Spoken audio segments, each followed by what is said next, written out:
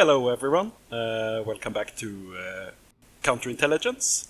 It's me, Ville, and Niklas, and we're going to talk to you about Hassassin Barham today. Yeah, it's very, very interesting. I saw Owen from Tactical Awareness. He apparently won with Hassassin, and I looked at the list, and it was nothing that I would ever play, which is super interesting. No, I was Uh, like, this is some weird stuff, and I yeah, really love that he used it. So it was really good seeing that episode. So I have thought about some stuff. We're yeah, going to talk about it yeah, today. oh, for sure. Yeah, it's so many interesting profiles in this sectorial. Yeah, I feel especially. I mean, for me, this sector ends up in both beginner friendly and not. yeah. Because what I usually see is beginners struggle with defense, and this is probably one of the best defensive sectorials I've read. Oh yes. They have so many tricks and so many stable things, cheap things, and the tricks up their sleeves. Yeah, but they're good if you're like middling, so like you need to start using your defensive game. But for an absolute new beginner, I think they're kind of tricksy because they don't have that straightforwardness.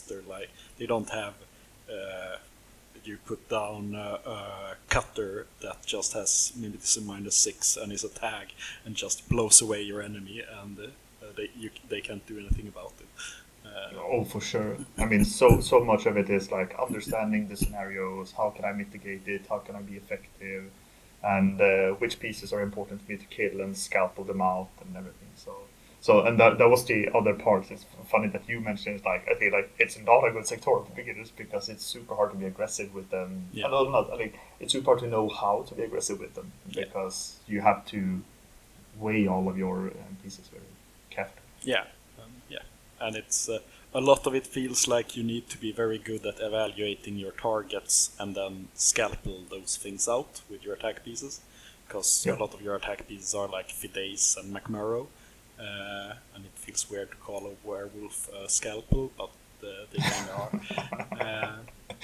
So I'm yeah, gonna dig your heart out with a spoon, kind of feeling. yeah, because you don't want to send like your Fide and you go, I killed this Gulam and he shot me with a shotgun and I died and he died. Okay, I gained 14 points and lost 23. Okay, good day. Yeah. Yeah, but let's get into the attack pieces.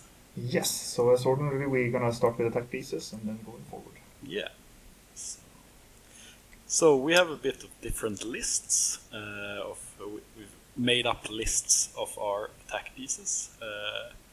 But I'm gonna start with. Do you think you said your list had other stuff than mine? Do you think we should talk about Jaspir? Was that something that was on your list? Oh yes, for sure. Yeah. Then I'll parachutists would always get into them. I'll let you talk about it because I don't really believe in him. Yeah. Okay. So I'm gonna put it up there as well. So this is the Jasper. The one that I'm primarily gonna look at is the parachutist one, because it's a parachutist. So it's gonna drop in. It has viral rifle, light shotgun +1 burst, smoke grenades, drop bears. So the thing that I feel about it is having parachutists with decoy 2 means that you can actually deploy it in sight of things, which is usually not the case. Because then it's more about like, okay, if it's inside a ARO of one model, then they have to pick which of the 3 models they want to shoot at. And the decoy 2 is also within 8 inches, right? So you can like spread them out if you want to. I'm not sure why, because you would probably just trigger more arrows. So, but I mean, you can. I think you can do that, but I would never put him into that because he can't take a free hit if they guess right. Because he is arm 1, BTS 3, and 1 Vita. So if he gets shot, he's dead. Oh yeah, but it's more of like having the option for it means that if your opponent is really good at defending the deployment zone and you need to put it down, then it's a 2 in 3 that he doesn't get hit. Yeah. Which is better than nothing. I'm not saying like, oh, this is the way to go, but yeah. No, it's there, so it's useful. And I always feel, I mean, this is something we're gonna see a lot in since it's Assassin, but with the a lot of rifle ranges with the viral rifle. You want to get up and close, and this one just solves it by being a parachutist. Yeah. I do feel though that it spends quite a lot of points for so much stuff, like having martial arts level 2, so it's a close combat. You have the viral rifles, you actually want to be on range, but you don't have it in vis mods like Limitism or anything like that, so it's not that good at shooting. It has the surprise attack -3, which only works when you reveal it from the decoys, which is also weird. The more I look at him, I think like, yeah, maybe I could try this because he has the smoke grenades. He's only fist 12, so he will struggle with it a bit, but he will get them down sometimes, and that'll make him able to move past gaps that are dangerous. And he is dangerous from 16 and closer because he has the rifle range from 8 to 16, and within 8 he has his light shotgun, and if he's within 4 he can go into melee with you, and he can smoke and go into melee with you, so he can make that safe. And he has drop bears, so he can throw a bear around the corner and then run up, and you get templated by the mine, and then you get to shoot. Okay, maybe, yep, he's an attack piece. He's also a specialist on top of that. So. Yeah, and I saw that right now, and I was like, yeah, okay. He's playable. Yeah. But for my part, I would probably put him like in B. I wouldn't be surprised if someone picked him. I think there is so many good pieces in Hassasins. It's more like he struggles with like making the cut. Yeah, he's in that the 30 points and up is really, those slots are really important in Hassasins, because they have a bit of a hard time getting sheep orders because most of their sheep orders are irregular, and a problem with all of the hack factions is you have to balance irregulars a lot because you have some really great irregular guys, but you can't have too many of them because that just unbalances your list. So B tier then. Yeah, B tier sounds great. B tier for Hussam Yaspir. Yes. And then my next that I actually really believe in is the Lassiques. Okay. Because they've got marksmanship in this edition, and that makes them basically PS15. And they have an AP viral marksman rifle that I really like for kind of cheap points for all the stuff you have. So it's 27 points and half a swick for the viral marksman rifle, and you can put them in fire teams with Govats or Mujibs, so it's pretty simple to get them there. And they're just I think they're stable. I also like the viral sniper. And I've been thinking that tags are going to be more prominent this edition, and most tags have quite high armor, but they usually cap out on BTS 6. So having a double action... No, it doesn't work on tags because they are STR. No. Don't mind that. But yeah, I like the viral marksman rifle. It works on the Gorgos, right? Yeah, it works on the Gorgos. Get them Toha! filthy Toha with your bionic suits. Yeah, well, I like them. It's cheap points. I think I agree a lot with the things that you mentioned. The only thing that I would see as a downside, but it depends on like how you build the list. But paying half a swick for not, sure, a viral marksman rifle is better than a marksman rifle for sure. Yeah. And especially since it's AP. Yeah. But just the fact that it's only a marksman rifle makes me like flinch a bit. Like why do I? But on the other hand, I feel like the sniper rifle that you only pay one swick for it. It's like I go the other way. Like how the swick is not making sense to me. Yeah, I buy that. I think it's like they got AP, so they had to give the heighten the swick on the marksman rifle. But yeah. I just think they're pretty good. And as you mentioned, like the link options also makes them really strong. Having the pseudo burst 4 with the viral marksman rifle with AP means that you can probably do everything that's biological. Fairly good. Yeah, and also with the X visor, which means that even the above 24 inches is still like a good enough, as you mentioned with the marksmanship. Yeah, the marksmanship does a lot because it's great. I'd probably put them low A, high B. Yeah. No, I can start with them in low A. So put them in A and see if we want to change it later on. Yeah. They're sweet, I think. Next is my one of my favorite profiles in the Hassasins, the Nadirs. These guys are cool as hell. I usually play the Flammenspeer one, but that's defensive tech, so we're gonna talk about that later. But they also have AP Marksman Rifle, and that's like a big thing in Hassasins is most of your weapons are going to be Marksman Rifle Spitfire range, because Hassassin Barham doesn't believe in heavy machine guns. So I like the AP Marksman Rifle. There's also an AP Marksman Rifle Viral Mine Layer, and it's got hidden deployment.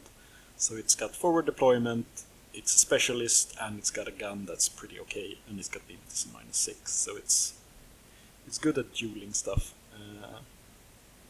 And for quite cheap points, it's 26 points for the AP Marksman Rifle, 29 if you want the mine, which is a viral mine, so it's pretty sweet. We're going to talk more about that in the defensive. Do you ever play this though? I mean, what I'm thinking is, I feel like having attack pieces that are hidden deployment that don't have a marker state is kind of, I mean, it feels redundant. Sure, you have the Mimetism -6, which is really good. Yeah. But I feel like you would probably tune Hassassin elsewhere.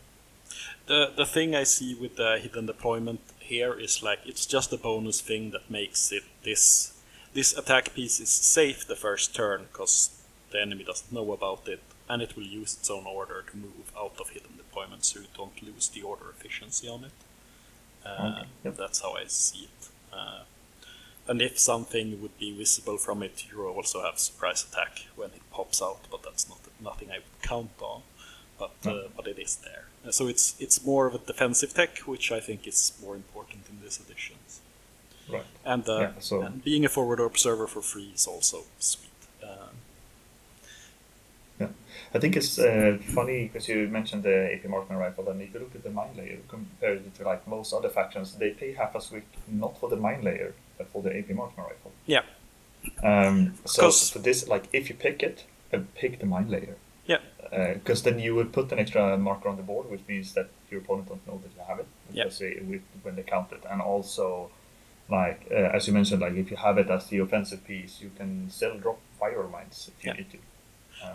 And the viral mine is a nasty mine. Like it's a regular mine for everyone else that has STR, and for the meat boys, that's a double action hit. And those got much more scary this edition. So yeah. Okay, where do we put these bad boys? As an attack piece, I would put them in B, because this is not the first thing I reach for, but they're there, and they're pretty sweet for what they do. Yeah.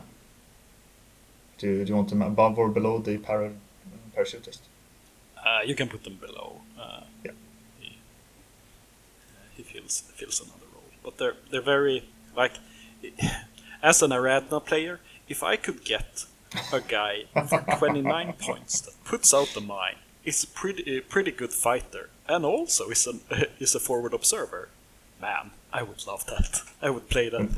We're not gonna go the if I wasn't Aradna, because then we're gonna be here all night. Yeah, but that's pretty sweet deal for 29 points. Yeah. Yes. Yes. Next up is. Do you want to talk about Layla Sharif? I'd say, I mean, if we can just show her. I mean, I'd rather see her in the hacking perspective rather than anything else. So in the hacking part, we're going to talk about her. Yeah. So we can move on. I don't pick her as an attack piece. Yep. I would jump all the way down to Hassassin Govads. Yes. These are your guys that have MSV1 and have actual range on their guns, because they have heavy machine gun, AP sniper rifle, and a missile launcher. I wouldn't use the missile launcher as my attack piece, but MSV1 heavy machine gun is pretty sweet. There's sadly only one Vita. That's a recurring problem with this faction, though. I remember when I looked at the first list, I was like, is it 6 models or something that has more than one Vita? Yeah. It's like insanely low, but still like the average price is very high still. Yeah. But it's the fluff, man. They're assassins. They're not supposed to be tanks. Mm-hmm. Yeah. But does it suit me anyway? yeah, I know. But it's your MSV option for over 24 inches. Yep.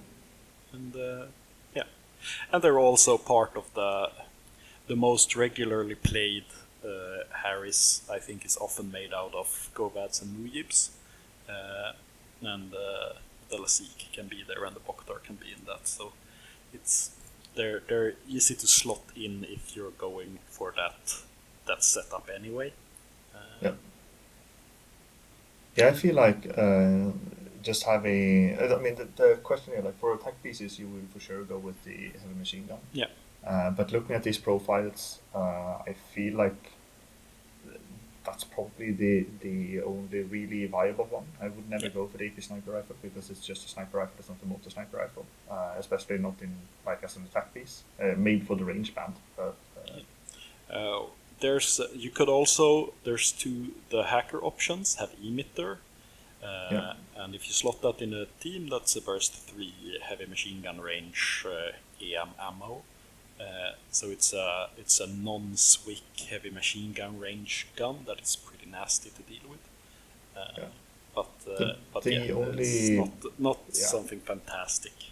No, and it also ends up like, and then what you play? Like you spend 23 or 25 points in a link to put an EM, and do you want to continue moving, and do they get free resets, or what happens? So I think it's probably like occasions where it's good, but I would probably not like recommend trying it unless you want to go for something strange. Yeah, but they're mostly there because sometimes you need to deal with min-6 arrows, and these are your guys that do that at range. Yeah, PS13 with MSV1. Yeah, so they deserve to be mentioned. They're not great. I would put them in B. The Govads in B. Yeah. Yes. I'll put them up in between. Yeah. Next up, the Mujibs. Here's your tactical awareness guys. And X-Visor for some reason on the TAC aware. But, yeah. This faction has X-Visor like sprinkled everywhere. I don't know why, but it shows up so often. It's a neat thing to have sometimes. These guys also have the feared Cobra pistol, the most useless piece of tech in the game. It's CC pistols. What do you mean? With damage 7. So bad. We could have at least given them possibility 7. Damage is an old thing now. They could have given them at least like possibility of survival 6 or something. If you're gonna have a specific thing that does a thing, why? They shouldn't have added it at all. They should have. When you took pistols out of close combat, just take all the pistols out of combat. Yeah. But these guys are they're part of that link that we talked about. They have tactical awareness, but that's pretty much what they've got. Cause these guys have no whiz mods. They're BS13. And that's about that. They're one Vita, they have Dogged, they have immunity to BTS. The heavy rocket launcher one, having a 22-point model with tech aware, with a heavy rocket launcher, an X-Visor, and that you can link. There's... I mean, I feel like this is a very, very good one just to add to links. Yeah. Just with extra orders. Yeah. It's very, very good to have. but I wouldn't claim it's a good attack piece. I mean, it's good. It's definitely good for its points. Yeah. So it's like I think it's a valid one, especially like seeing how dangerous heavy rocket launchers are generally, and with I mean, imagine just putting two of these ones together. It's 44 points, and if you're playing either a quick start list, you could definitely have these ones as attack pieces and just go pseudo 3 dice heavy rocket launcher, blast away, and they can use their own orders to do it, and then you use the regular orders to do something else. Yeah. So I think there's a lot of credibility. I think you can do a lot with these ones, just because both with the maybe the Spitfire, because you combine it with the heavy rocket launchers, you have a bunch of orders pretty cheap, and also because you can have like standing arrows in different ways. So as you mentioned, like they don't have any vis modes, so that's more of a like how you skew your list. Because on one end, I feel like Hassassin has a tendency to like the way they skew the list is mimetism. And if your opponent then just have one MSV2 piece, they can just go, "Oh, you pay points for that? That's cute." Pew, pew, pew. But if they have one MSV piece, you kill them with your assassins. Oh yeah. Yeah, but I get you. It's like they're very good for their points, but I don't like non-vis mods, like no plus burst stuff. Like that's my issues with them, and they're very swick cost. Like if you take two of those guys, that's half your swick in a list. Yeah, definitely. If you take these ones, your swick is going to be drained into. Yeah, you build into that. Like you're very locked in at that point. But they're okay. So where do you want to put them? I put them in B. I put them about here. I think there's like ways to skew into them, mainly because order effectivity, but otherwise, it's okay piece. Yeah, I'm with you there. Now on to one of my favorite guys, the Rajiks. Okay. I really like these guys because they are parachutists that are dogged. All right. So they can get in, and they have boarding pistols, so they bring template, and the dogged means so much. And they have super jump, so now they're much quicker than they used to be. And you can combat jump them if you want, you can parachutist them if you want. These guys can wreak havoc in the backline. I think they got a new profile that is the boarding shotgun plus 1 burst. That's pretty nasty. For only 23 points as well. Yeah. Or you get a hacker that is a whip 15 with a boarding shotgun, D-charge, and boarding pistol. Yeah. And that guy I'm can just like, if we attack compare in it to many the Yaspin. Yeah. Because if you take this one, because having a specialist is important. So you would have a 25-point model with boarding shotgun, comparing with these ones. These are viral rifle, which is really and they have smoke and they have a lot of different things. They can perform a lot of tasks. Yeah. Whilst these ones are very much like fine tune it. These are gonna do it and go and do one thing, and that's what they're gonna do. Yeah. So if you have like a good plan for this is what I need my parachutists to do, I think these ones are way better. The Rajiks. Yeah, the Rajiks. Yeah. I think the Rajiks perform, since like 4 points, they perform the things that they can do way better than the Jasper. But the Jasper gives you options to handle different scenarios. So if you're like, I don't know what's gonna happen, then you can put in the Jasper to be able to cover a lot of corners.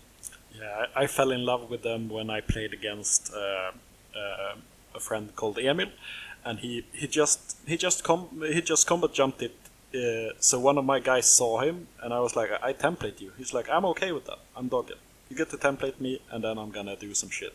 And I was like, that's rude. So like, of course you don't want to do that if you have another choice, but they can do that. They can take one template and survive that and do stuff. And sometimes you make your armor save, and then you can take 2 more. And I mean, and the parachutists and combatants have a tendency to die on the turn they come in anyway. So having dogged instead of new only cap is kind of fun. Yeah, and they're And they're super jumpers, so they got a lot quicker this game, and they have a upgraded carbonite and a specialist that can jump in and like hack specific pieces. Is pretty good. Yep. So I put this in A. I'm just gonna say it's an A, right? It's a fantastic. The rankings are real nice. Yeah. Yeah. Do you want to talk about Yara Haddad? Yeah, we can mention her. We're gonna talk a bit more. I think we're gonna mention her in the lieutenant part also. She's, I think, the only one in Hassasins that has MSV2.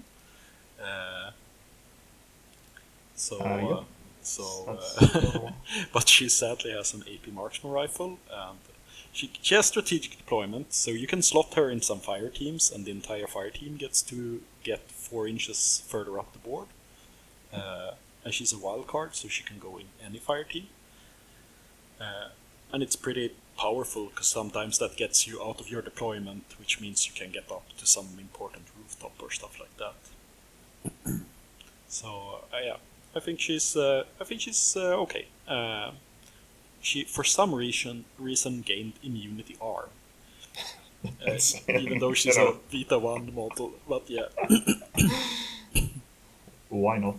Yeah, I like as an attack piece. I think she's horrible. I don't think she's. I put her in definitely a C. I mean, it's sure she has MSV2, which is good, but as you mentioned, it's on an AP marksman rifle, which is a shit gun, and that's it. Yeah. So you can smoke trick and have at it, but at the end of the day, you're probably either gonna duel against 1 wound models and hopefully kill them, or something is gonna take a hit and they're gonna lie down. Yeah. I don't think you're gonna kill anything with this one. No. But yeah, it's mostly because of the strategic deployment, because she like buffers your maybe attack team, fire team, like that Mujib team could get happier getting 4 inches further up and stuff like that. But yeah, she's not a fantastic attack piece. But it's your MSV2, and yeah, so that's why. Is it okay if I put her in C, even though she has an MSV2? Yeah. Cool. I'm okay with that. I would not run her as my Rambo. Yes, and then we go to the Asavira. The old boogeyman of Assassin. Yeah. I like. I'm so split on these guys, because when I play them, they just die. But when I face them, they do so much damage. So I don't know. Like they have a really sweet setup. They're 6-2 move. They have 23 CC. Like they have BS14. They have Arm 4. They have BTS 9. They have 2 wounds. They're very stable guys. They have they have religious. That's not what I was saying. They have regeneration on FIS 14. So it's a 70% chance that they get up again if they're not dead. They have immunity shock, so it's hard to kill them in a quick way. They have Berserk +3 and they have Martial Arts 2, so if you run into a non-martial artist, you hit them on CC 29 with double action close combat weapon. They punch. Yeah. And they have AP Spitfire, which is a solid gun. So yeah. I think that they're probably A, but they never work out for me.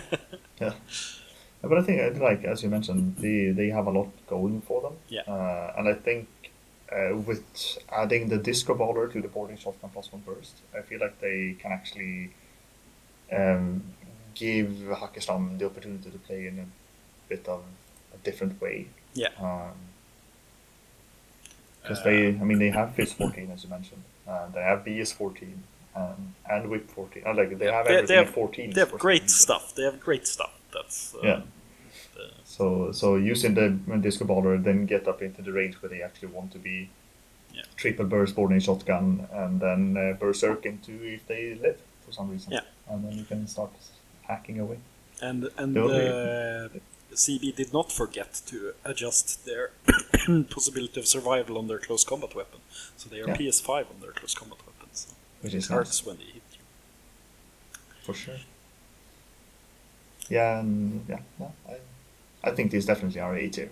Yeah. Like there's They got a slight nerf in this edition. It's not a slight nerf. They got quite a nerf this edition because they have Frenzy, Yep. and it's not suppressed anymore by fire teams. Yeah. So it's so they're gonna be easier to kill once they've killed something. Yep.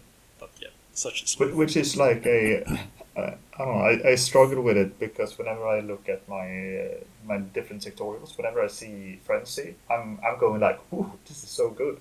Because the only opportunity when you get Frenzy is when I actually have already killed something, and then they paid for themselves. So I'm like, oh, that's okay. If that's the price, But that's fine. it's a bit harder on a 38-point model. Yeah, for sure. Than my 20-point model. Yeah, that's true. But still, like, it's not that bad. No. It's The thing that's and- hard is that they have the AP Spitfire, so they will probably be pretty close to the enemy when they are doing their shit. So it's a lot of points to pull them back to safety if you're not. But that's why you save orders and move backwards as well. I don't understand this concept. Orders are for murder. Yeah, but the Asavia is great. Put it. Yep. Hey there. And now we're gonna talk about the IR. Yes. The other profile that has. Disco Baller. Yeah, exactly. These guys are like, oh, I love the models so much, and I've been wanting to play them. They were really shit in N5, but they did get some really good buffs. Like the emitter +1 burst now, that's a cool gun to have. Because they had a problem that they were also AP marksman rifle ranges before, unless you wanted to go burst 1 with a Panzerfaust. And now they have the AP Thunderbolt, which is a 3 burst weapon. I feel like if we look at the skills for this one, I think what I missed when I looked at this one and when I heard about how Owen played these ones, they have triangulated fire and hidden deployment.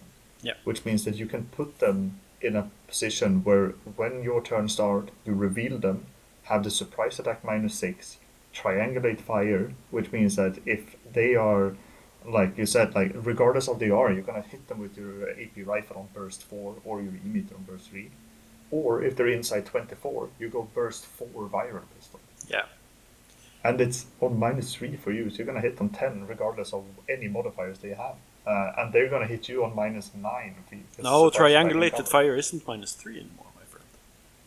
It's not -3. Triangulated fire is base it's just flat. PS now, yeah.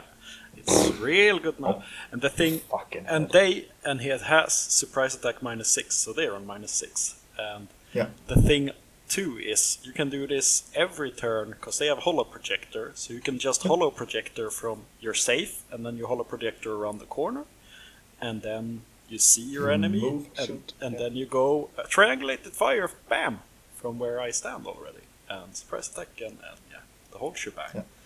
So they got a lot cooler. If you do go holo projector and land on the side of the corner, that's only at the start of your turn that you want to do it. So you don't do it at the end of your turn and then like, hello. Yeah, you can do it at the end of your opponent's turn too, I think. Yeah. So all satisfies. So it can be done.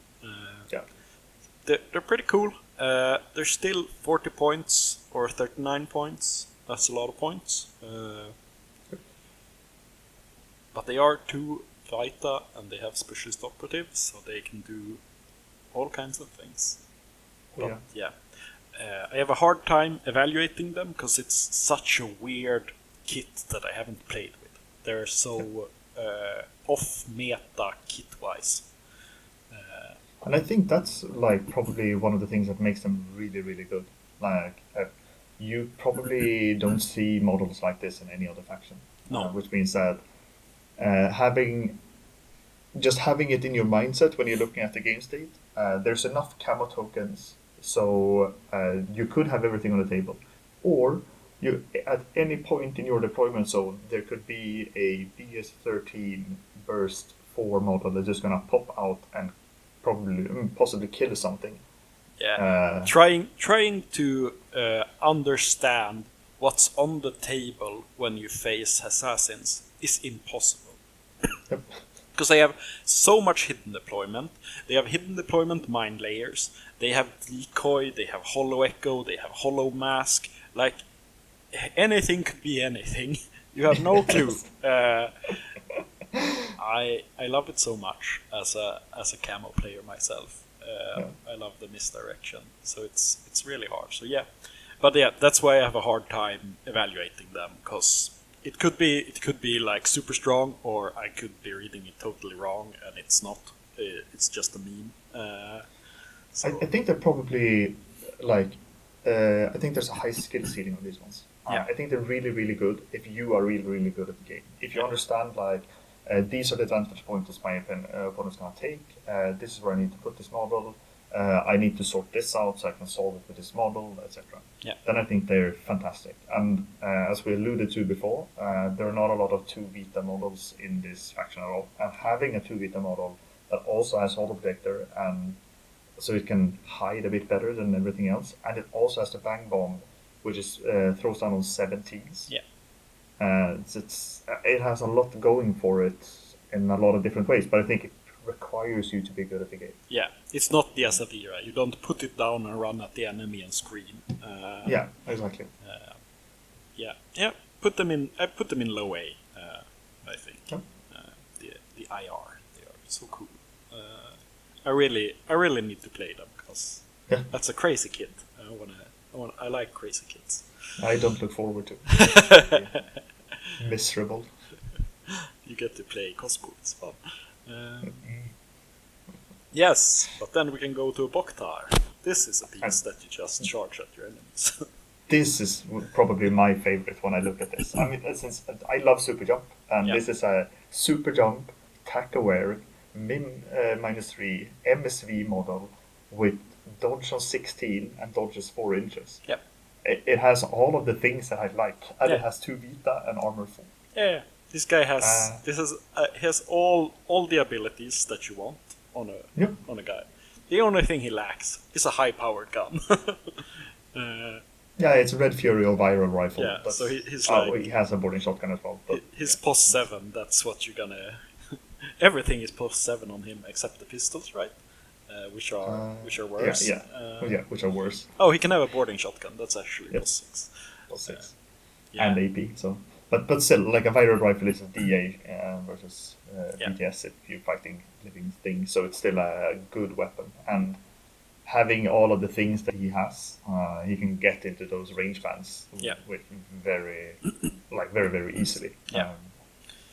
Yeah, I love this guy. This is probably one of the guys I put into my list first, because I always want to have this guy. He is expensive as hell, though. He is between 46 points and 52 points,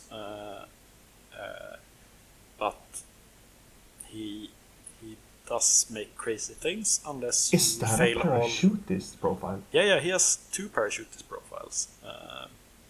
He has a Red Fury one and a paramedic boarding shotgun +1 burst. Holy cow! Okay. Yep. So he's. And you can have 2 of these guys. That's a real skew in your list, because that's half your list, 1/3 of your list. But how does parachutist and tack aware work? You don't get the tack aware. Oh, that sucks. So you lose an order on it, unless they have changed that. But in the previous edition, you lost that order because he's not on the board when you count the orders. Right. Yeah, that makes sense. It sucks, but it makes sense. Yeah, but yeah, having a guy come up half of the board with super jump and boarding shotgun +1 burst, he can wreck some stuff. Yeah, the problem is that it's an HI, so it's easily hackable. Yeah, and that's the thing to say about hack also. If you have 2 Vita in Hassasins, you are hackable, because it's only the HI and the tag that has that thing, except for McMurrow. Yeah. So yeah, he is hackable, as is the AR and the Asavira. But yeah, I think this guy is clearly in top of A of attack pieces. Not the Warcore, sorry, the Boktar. Well, the Warcore is a specialist now. Yes, it's the best attack piece. Now we can put him as the best specialist left. Yeah. But yeah, he's good. He has a Red Fury option. It's nice to have Burst 4, but after you and I played, we discussed the Paramedic, Lieutenant, Viral Rifle, Light Shotgun, Discharge, Viral Pistol guy. I think I that's the way to go. Yeah. Yeah, I like him a lot too. Yeah. Need to play more of him. He's great. Put him in the Boktar. Yeah. And then we're going to talk about the Sundak Butt, because he can be used as an attack piece. It's funny you say he can be used. So for people who don't know, this is a disgusting defensive piece we're going to talk about. But let's talk about the offensive part first. Yes. He can have AP Spitfire or a Viral Rifle +1 burst with surprise attack. The one with Viral Rifle also has a Mind Layer. It's always nice to have Viral Mines on the board. Yep. He can be used. He has Camo 1 use. I'm a bit... I would never have used him as an attack piece in the last edition. But in this edition, he has 2 structures and remote presence, which means you can speedball him and he's basically unkillable for at least an exchange. Because you have to do 5 damage to kill him. And that's pretty insane for a non-tag. You say that, but like if we look at the other profiles, I feel like the thing that the Sonic Bot can do, other profiles can do without being hackable. So then the only real gift that he has is the forward deployment 8 inches and being in camo. I disagree. No other thing has that much, can take such a punch as this guy. Yeah, you mean if you lose? Yeah. You don't lose. I don't see. I point to all of our dice rolls last game. Just ask Glenn. You don't lose dice rolls.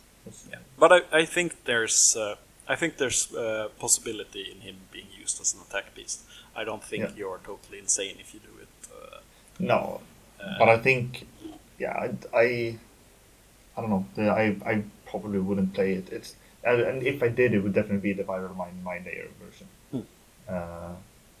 And then as my second or third attack piece that can go forward, if shit goes bad or take an opportunity. But it's also it's a min -0, so it's clear that it's either a Dailami or a Sonic Bot. Those are the only min 0 pieces on the board. Yes, as soon as you start moving it, people will. Yeah, and they probably will know it's a Sonic Bot depending on your order generation as well. If they can calculate your orders and how many regulars you have, and that's okay, so those groups contain this, so it's probably. Yeah, but he still has camouflage, even if it's 1 use. That means they have to say, "I'm gonna discover you," and if they do, you get to shoot them for free. And if they don't, he gets real close and is a problem. And he's unhackable, that part, when he has camouflage. So I think there's a possibility in it. Okay. I'd put him in B. Low B as an attack. Low B, that sounds good. Thank you. Yeah, I wanna try him out as an attack piece because I think he has potential. So I put him here, and I guess we're gonna talk about the Shakush. Yes, I love this guy. I accidentally showed it to everyone before. The big surprise. Because the Shakush... The tag counts as an attack piece. This Shakush, he was the joke of last edition. No one would play him. He was the most vanilla tag of vanilla tags. But now he gained continuous damage on his heavy machine gun. And that's freaking awesome. I love the continuous damage heavy infantry in QK. And this guy is basically their big brother. And it's just cool. It's a heavy machine gun with continuous damage. His B is 14. He has 6 armor. He has 3 structure. He has tactical awareness. He's just 58 points for that. That's a good kit. I really like it. Yeah, it's still a vanilla tag. Like Yeah. the only thing is it has continuous damage. That's Yeah. what it got, and it's okay priced, so it's an okay piece. Yeah. It is, But it's that you have so few things that have the heavy machine gun ranges, and this guy has BS-14 that yeah. solves a lot of problems. Yeah. If And, you want to play a more traditional way of Infinity, then this guy definitely fits it. Yeah, he's very much his own slot. If you need that heavy machine gun piece, you should play this. Yeah. So we're gonna put it in D tier or S tier? I'll put him low A, high B. I'll put him in high B. I can't justify an A tier on the Shakush. Not yet. Such emotional damage. We're skipping all the remotes, right? Yeah. Yeah. Yes. We skipped the remotes, and I would skip all the way down to the Fide. Definitely. The nightmare that everyone talks about whenever it's like, oh, you're gonna face Sakislam or Hassassin, then Fide is the thing that pops out. Yeah, and they got a real buff this edition, because they got martial arts level 3. Right. Which means I can actually win a close combat roll with them.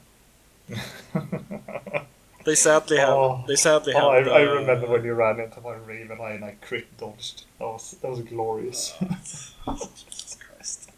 Like, Fides are super strong, they're very good, but Jesus Christ, they never work out for me. Like, I love Hassassin so much, but their gimmicky style stuff, I just can't pull off. they always just get. You need your dice. Like, it's burst 4 or 5, or stuff won't work. Yeah, this edition was such a nerf to me, because I don't do the. My approach, why I play Ariadna is I don't do the dice thing. I go into you, and I do the safe things. I shoot you in the back. I berserk you and put the D-charge on your face. Like, you template. Yeah, I template. I did all the things where there's no dice involved. And CPU went, we are not doing that anymore. And I'm like, oh, this is gonna be a hard mission for me. So, nerf directly aimed at me. So rude. Gonna have to do like the cool kids and start practicing die rolls. Oh, yeah, but yeah, the Fide. The big thing about the Fide, he has impersonate, true impersonate, so he has 2 impersonate states. He has VIP 15, so if you want to over impersonate him into your enemy's deployment zone, he does that on a 15. That's a good roll. 75% chance of getting to place him just next to your enemy's lieutenant is pretty nice. He's pretty cheap. I always play the 23 point cost guy, because I just want to get in there and do it. He has the what's her name? The Amazon that you play so much. Oh, Hippolyta. He has the Hippolyta problem that his close combat weapon is +8. Right, yeah. But yeah. But you can hit now, so. Yeah, you can hit them. So they're pretty sweet. You walk them up to things and you just hit them. Yeah. Yeah, this is really the scalpel piece that we talked about, because these guys, you really need to know what you're gonna trade with them. Because these guys are gonna die, but you want to take something out with them. Yep. And I feel like you mentioned that you always play the 23.1. Is it because you don't want to spend extra 3 points for the mine? Or yeah, because I get the mine, but I have to put out the mine, and it's yeah, that breaks impersonate anyway. Yeah, and I'd rather just walk up to you and either shoot you. But I walk up to you and then I fork you. Was my thing I did before. Yeah. Now I just want to get into melee or shoot you at 8 inches with a boarding shotgun. And I'd rather have a boarding shotgun than a light shotgun, because that pos matters sometimes. Yeah, and the AP. Yeah. So yeah, but really you have to know what you're going after with them, because if you just walk up, get templated, and kill a line trooper, you just lost points. But I almost always play one of these guys, because it's such a good alpha unit. It's like, if you get the first turn, you can always try and do crazy stuff with these guys. And it's a good threat to have to your enemies. Yeah, it's difficult to get a better like order efficiency than deploying a millimeter outside your opponent's deployment zone. Yeah. Like, hello. And this is the guy that deals with things you can't deal with. Like there's an Atalanta on the roof that is stopping all my guys.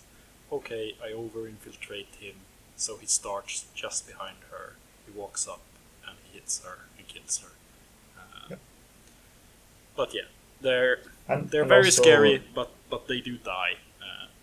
yeah, and also like for people who are not used to playing impersonation, it doesn't trigger mines. So the ordinary way to stop camo with just dropping mines and it will explode on the camo doesn't work on the Fidays either. They can just walk by.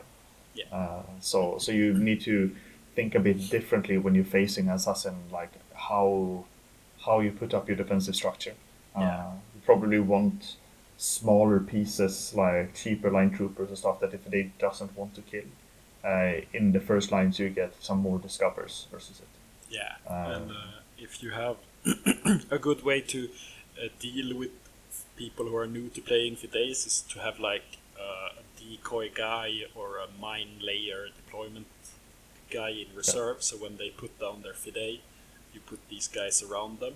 Because you're allowed to put the mine down, because he counts as a friendly trooper. So he's a friendly trooper in marker state, so you can put the mine down next to him. And that way he has to reveal to get past that stuff. Otherwise he can't move through units. So that's a way to block him. Like, Yeah. yeah. So A tier, right? Yeah, I'd say A. Yes. Cool. We can talk about Al Jabal directly, Yeah. and then we can jump up to shoot Chase again. But yeah, Al Jabal, he's just your Fide A plus. He's more expensive, but he has attack continuous damage. He has climbing plus. He has martial art level 4. He has silence pistol. He has viral close combat weapon. He has rifle. He has light shotgun. He has smoke grenades. So he's just an upgraded Hassassin today. Yep. It's 10 point extra, but Yeah. But his shooting attacks are much scarier because they're burning shooting attacks. he got +1 BS as well. Yeah. So yeah, he's a bit nerfed in a way because he has viral CC, so he can't kill structure units as good as the other Fidays. But he has right. +5 on his viral at least. So and he has true martial arts level 4, so he gets a true burst on his viral CC weapons. Yeah. So yeah, he's good, but he's expensive, and sometimes that's not worth it. I struggle to put him in list because 33 points is a lot of points.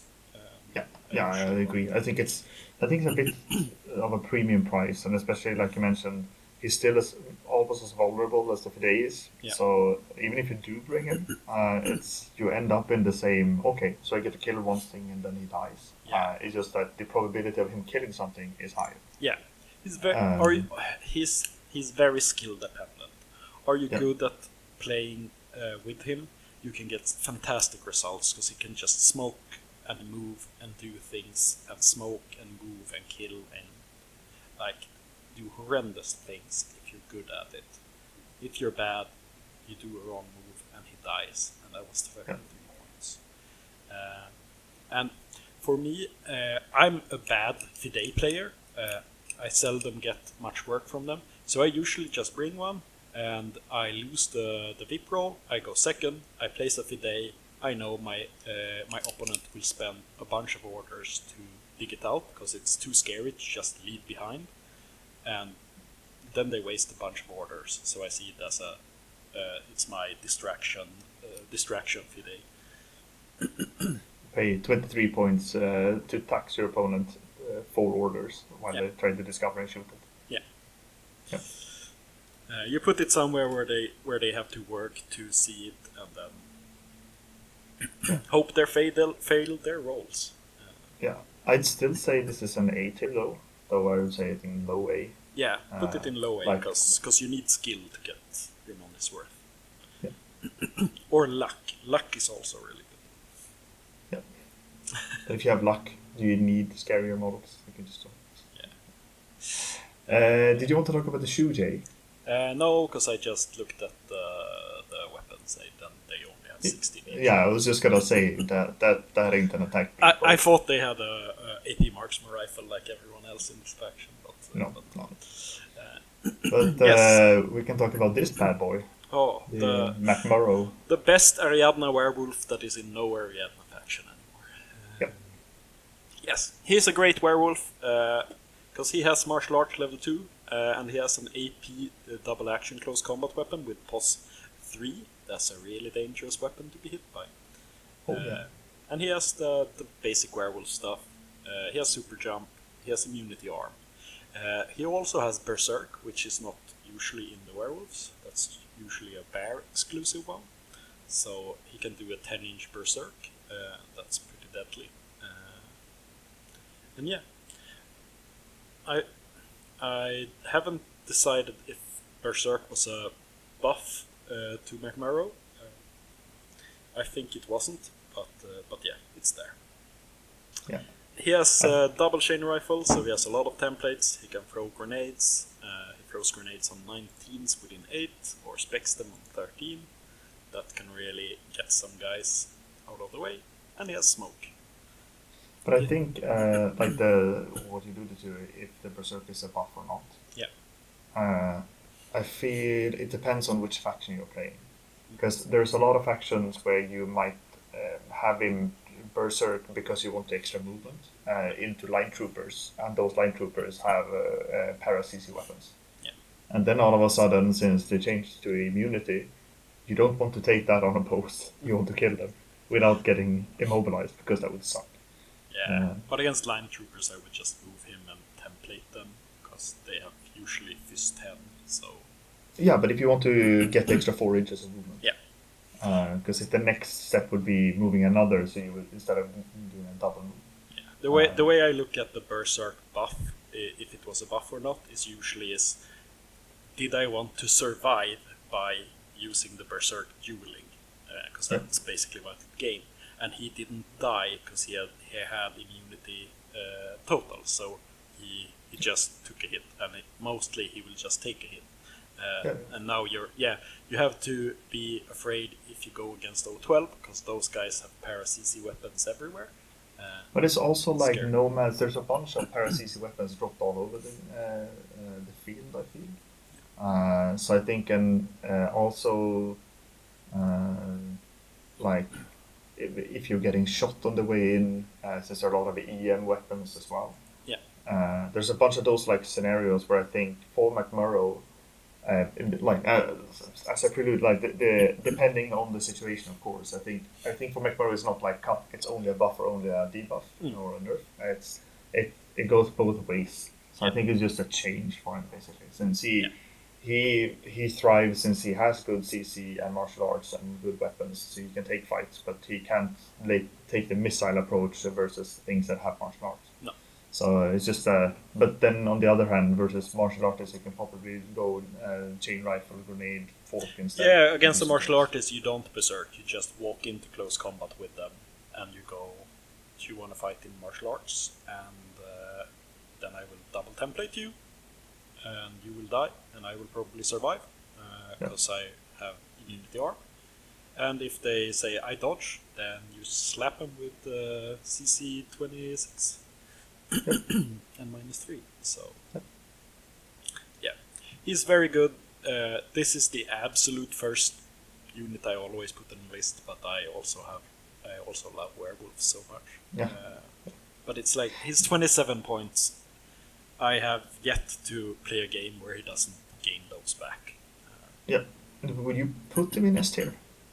Yeah, I would put him in S tier. Yeah, because I felt like in the N4 I would definitely put him in S tier. But losing the immunity total and getting immunity arm, I feel like there are definitely counterplays. So, and also smoking on 16s instead of 19s. I feel like I don't know. There's part of me that feels he might struggle a lot more than he did before. Yeah, Uh, that is so- that is super true, but so does most things now. Like most CC missiles, and I still think he's one of the best CC missiles. Yeah. So yeah, he's absolutely gotten weaker, but he's still very good for those 27 points. Cool. Yeah. That was our attack pieces, or did you have any extra mentions? No, those were the ones I wanted to talk about. So let's move on to defensive pieces. Decent. Defense. Yes. Yes, we start with the humble Dailami.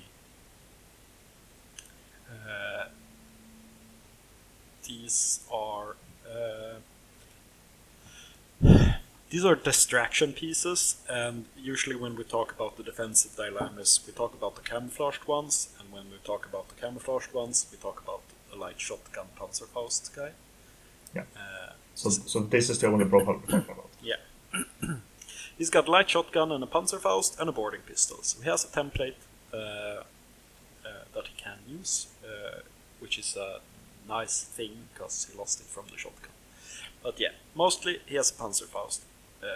These guys, if you have the space, because these guys are regular, and if you have the space, they're good. Because it's an 8-point camo piece that you put somewhere, and people will know that's a camouflage 0, that's either a Sandakbot or it's a Panzerfaust Dailami. I can't ignore that thing. I will have to put orders on it. It's very easy to kill it, but you don't really care a lot if they do. But they can't just ignore it, because a free Panzerfaust or the threat of it being a Sandakbot is dangerous.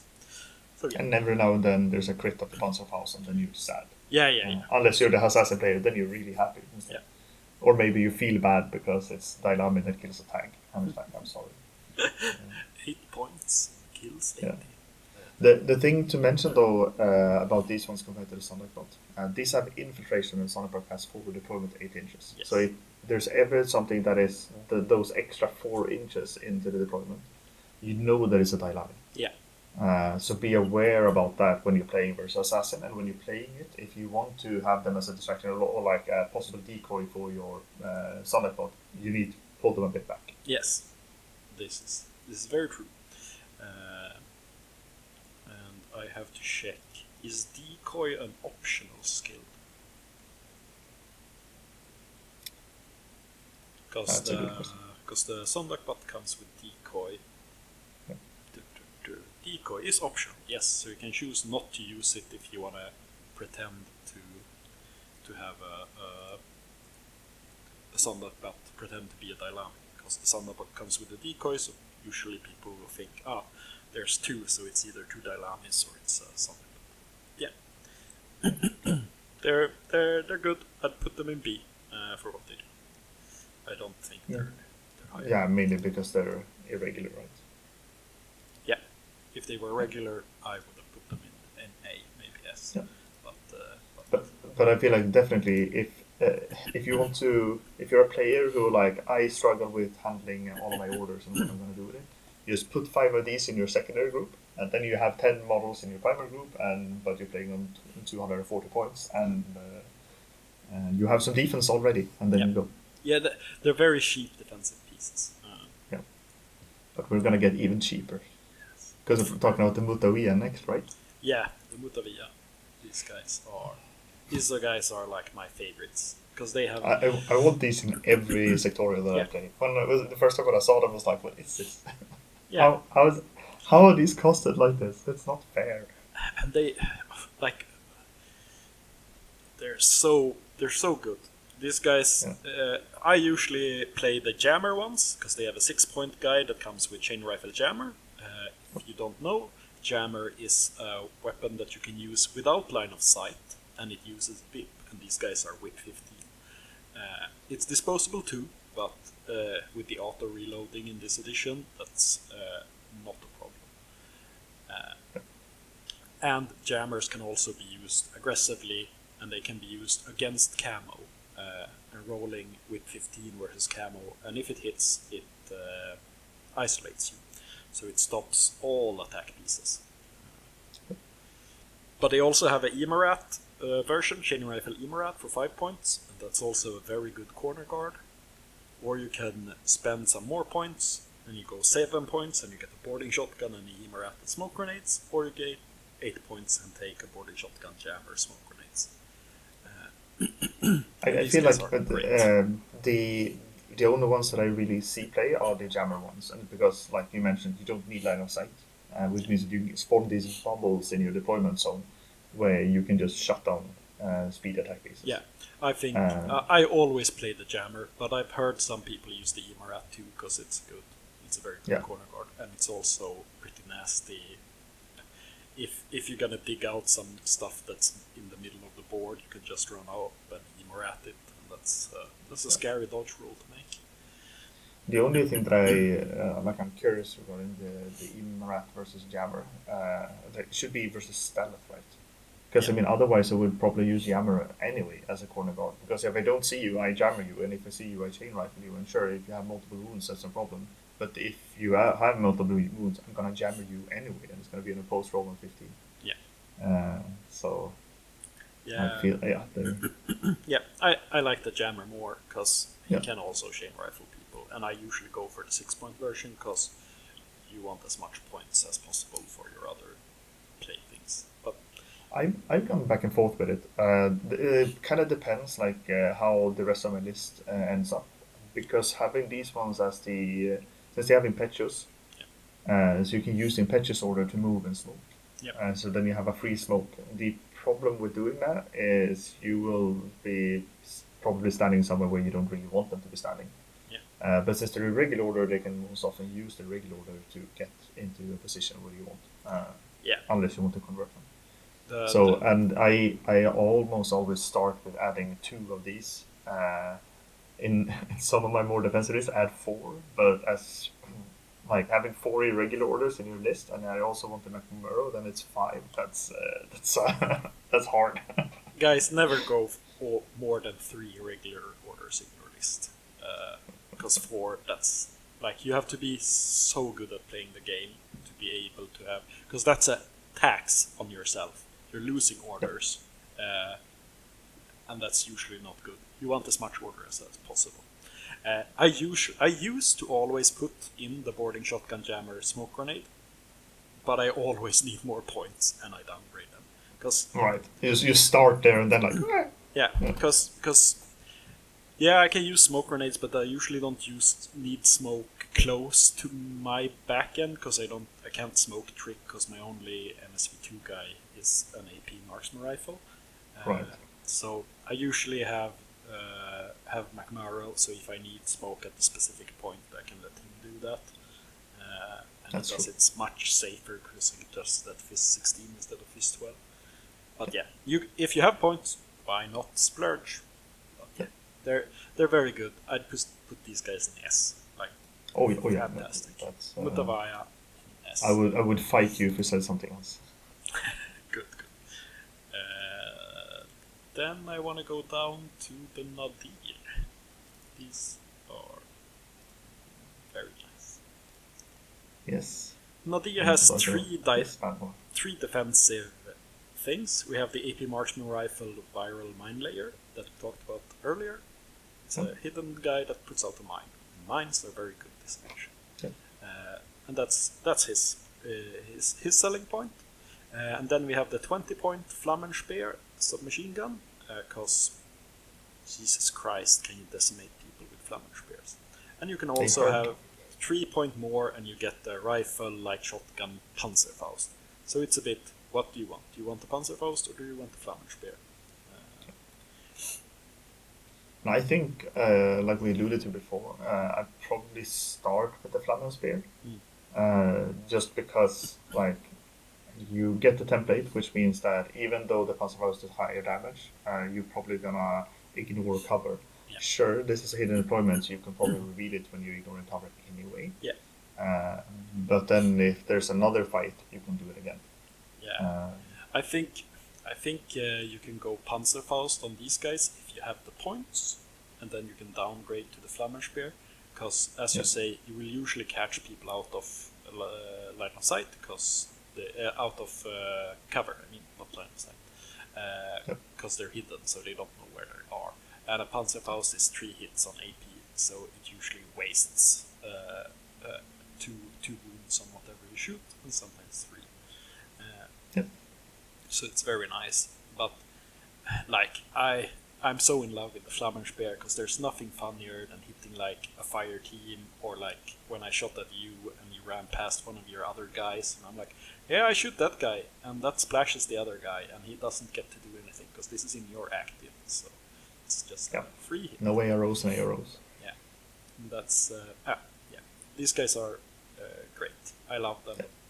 20 points. Yeah, the reload rule really made the defense of Hassassin really powerful. Yeah. Having the Flammenspier and having it reload automatically at the end of the stage, and the same with the Mutavia is so strong.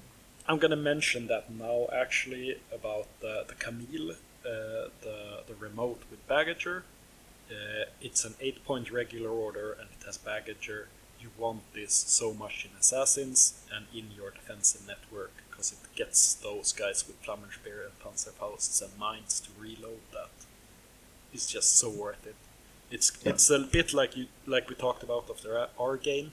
It telegraphs a bit that in this area there might be hidden deployment guys, but it's still an 8-inch area from the Camille, so it's hard to know. But the Camille, really good to bring together with your Nadir and other things that we're gonna get to in a moment. Yeah. So the Nadir then. Yes.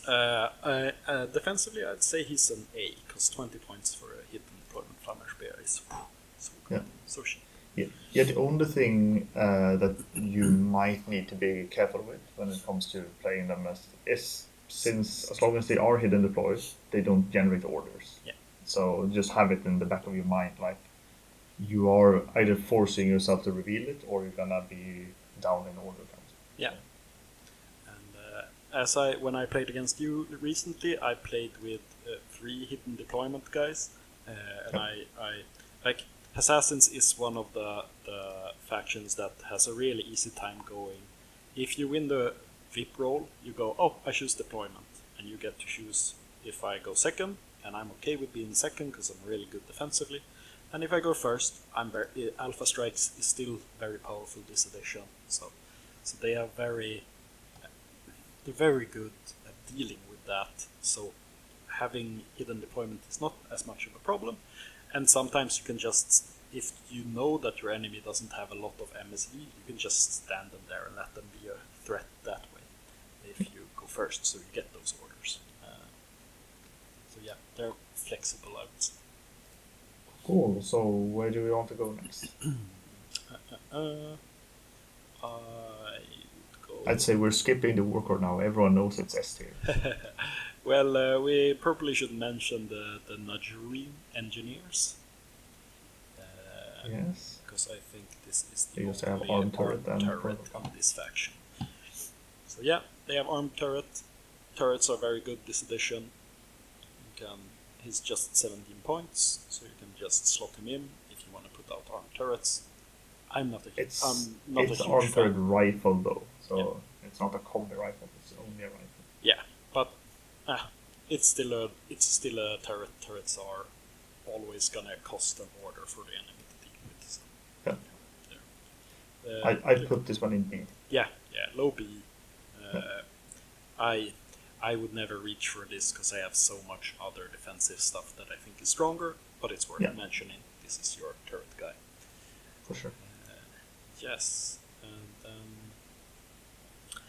and we have to mention Govads, I think, because if you want to do standing AROs, this is your guy that has an MSV1.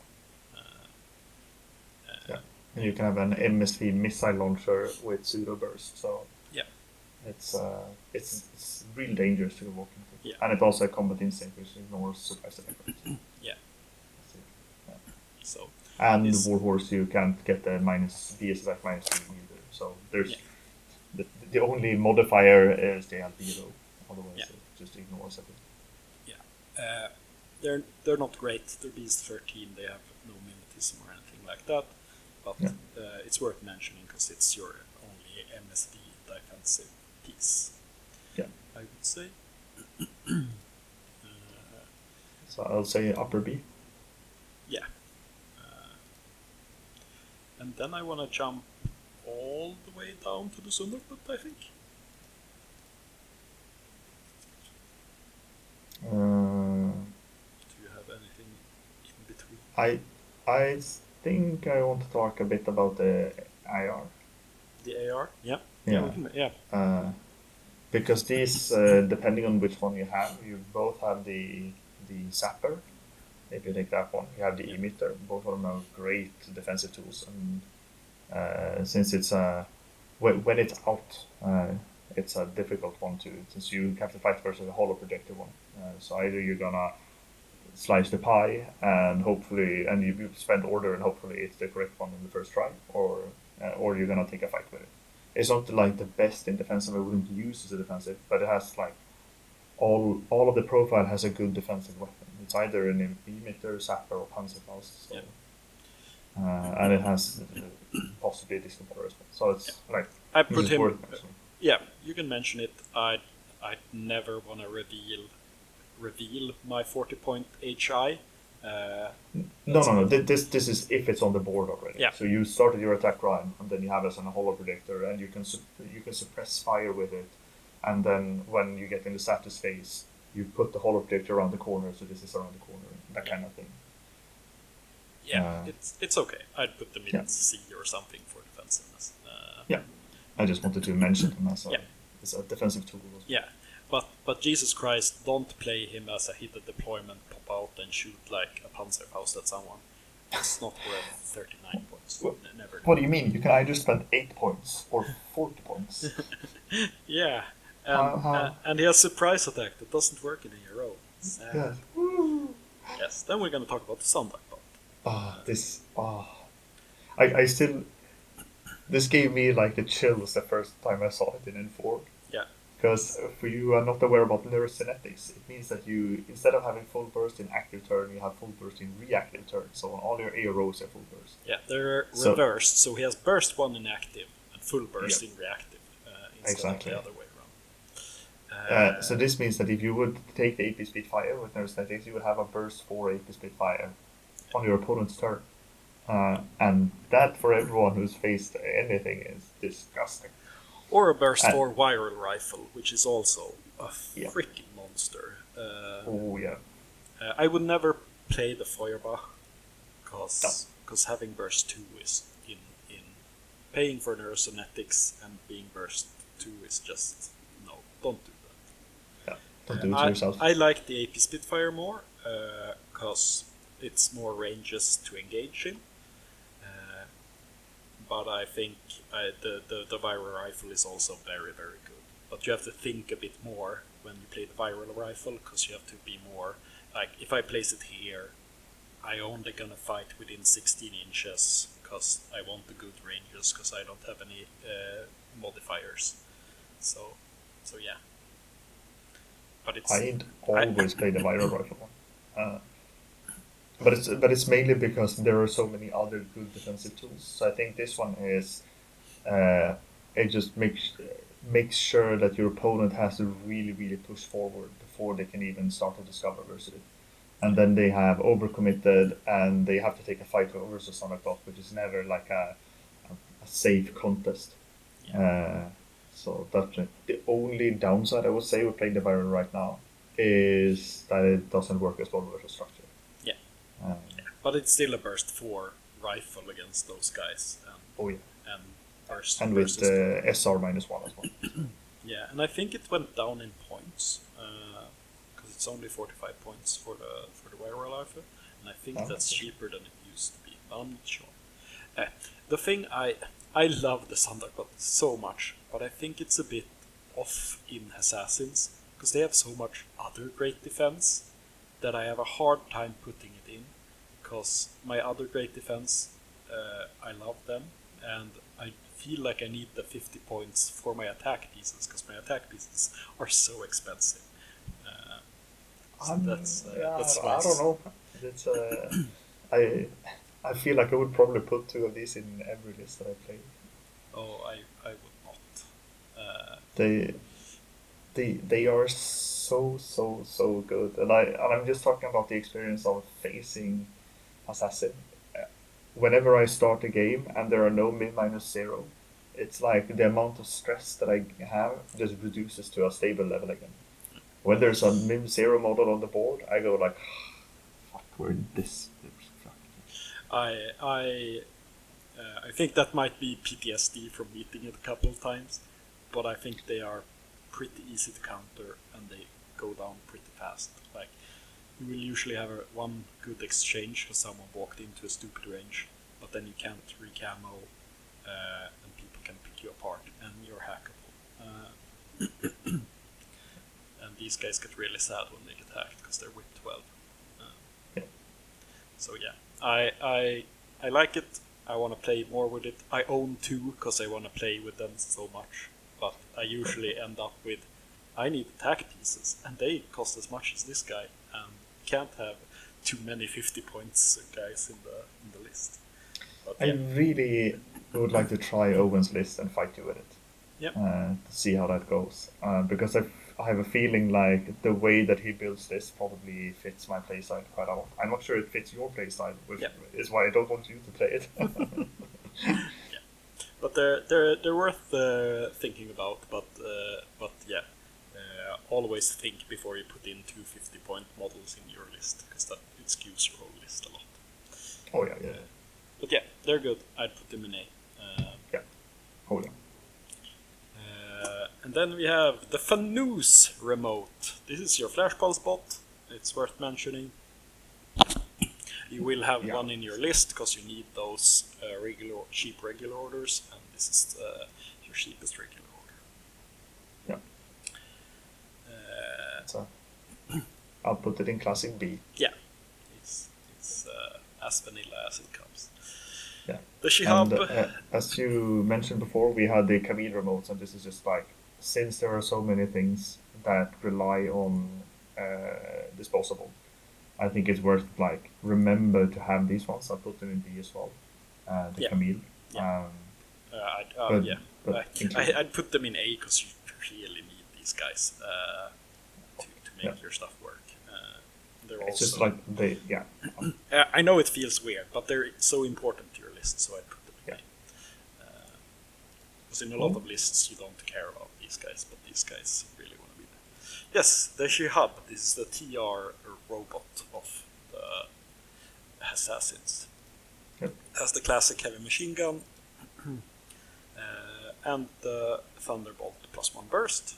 I think the Thunderbolt +1 burst is the one you're gonna play if you play it, because it's cheaper and it's no swing. So it depends a bit on your swing. Yeah. I'd put them in B because you have so much better defensive pieces in Assassins. Yeah. Yes. Speeding onwards. You have the Farsons. These are your standard classic infiltration guy with a mine. They have the mine layer has viral mines for 21 points and have swig. This it's classic. Viral mines are nice. You can play these guys. Yeah, that's good. Yeah, I'd put them in B too. And then we're gonna talk about my love in this faction, the Shujay. Especially the Mine Layer 2 Submachine Gun Flammenspeer EM mines. Yeah. This is a forward deployment 8, hidden deployment, mimetism 6, specialist operative that puts out 2 EM mines. He costs 0 swig and 27 points, and he has a Flammenspeer. So you poop out your mines, and then you just reveal and Flammenspeer people. And when we played, I had 2 of these and 1 Maltier with a Flammenspeer, and it just broke your army's back. Yeah, it was really difficult. 3 min-6 ARO pieces with Flammenspeer was, it was hard. Yeah, and the minefield, And with EM mine, so it just stops your run. Yeah. Now these are insane. Yeah. Really, really good. These are S tier in my opinion. Yeah. Because they're also like, and if they for some reason survive, they're a specialist operative. And he can do objectives if he needs to do that. Like, if you lose everything else, he can do that too. It's such a... Like, I just love this profile so much. I don't go... Yeah. I would never not have to go them. And tip if you're trying them out, just remember they have forward deployment advantages. That also applies to the mines. But the thing that I usually do when I play the Longya in White Banner or Jujin is I put the actual model further behind and then the mines in front. So you can have it in your deployment zone in a good aero spot and then jump your mines 8 inches forward and still be a viable placement. Yeah, and remember you want to be within range of your Camille, so you can reload your Flammer Spears, because you only have 2 Flammer Spears. Yep. And if you survive, it's nice to be reloaded, because it's not so cool to be shooting submachine gun at 23 inches. I'm gonna talk about one weird thing about the defensive though. And it's, if you look at the amount of models in Hassassin that has camouflage, there are actually only 3. You have the Dailami, you have the Sunlight-bot, and you have the Farsans. And the Farsans are the only one with mimetism -3, which means that when you're facing Hassassin, you can almost count on the -3 models being mines. And if they're not, they have boarding shotguns or possibly a rifle. So you don't have to care about them outside of 8 inches. Or 8.5 for the blast ranges is. Yes. But the way Assassins does is they put mines, and if you ignore them, you run into hidden deployment line of sights. Yeah. So it's a fun technique. Yeah, but it's always good, especially when you're like counting the amount of orders and how much hidden deployment they have, etc. It's like you can almost ascertain like they might have 1 Farson. I don't think people will play more than 1. Maybe 2. They're still midfield specialists if you want, and they can be your chain of command and stuff. So they're pretty easy. Yeah. So it can be a real minefield with some Farsons in it for sure. Because they are still they're very bland, but they're still very good because they're with 14 specialists if you want that, and that's super good. So, but yeah, it's just like when you're doing order count, just remember that as a thing. Yeah, really. This is good to mention. Yeah, but that was it for the defense pieces, I think. Yes. Unless you have anything else. No. Those were the ones for me as well. Are we gonna move to specialists? Yes. Here my list is pretty short because a lot of my specialists are hackers, so I have them in hacking. Yep. But we can start with Avicenna, the mercenary doctor. Yes. If we put her above C tier, I'm gonna complain. Oh, why? Oh no, never mind. She has no wounding cap. She has no wounding cap. She's so good. She's a whip 15 doctor that doctors on 18. She has immunity arm. She's 6'2", and she has no wounding cap. Yeah. Well, I forgot about the new wounding cap. That was the thing. She's crazy good. Because you have some. Is she though? Like from a specialist perspective, is she really good? The thing that I'm thinking about is like in this faction where whip 14 is the base, so it's like it's a bonus 1 whip towards the other specialists. Sure, you have the Doctor +3, but that's also not like uncommon in this faction. And paying for getting the extra wounds on a specialist model to push it up to 28 points means that you're probably pushing out an attack piece or another piece that you want to play the rest of the game with, and it's still not supposed to fight. This for me, it just comes from experience. Like if your specialist doesn't have either super jump, marker state, or infiltrate or something, I would never pay 28 points for a specialist for doing specialist things. Then it has to do something else, and I don't feel like this does something else. I'd say because this is a faction where you have very expensive attack pieces that you want to heal up, and she can do that, and she's 6'2", and she can It's so valuable to have immunity arm on a specialist with 2 wounds, which is I can go out and I can touch this thing. Even if you reveal your hidden deployment guy and shoot me, you're not gonna kill me.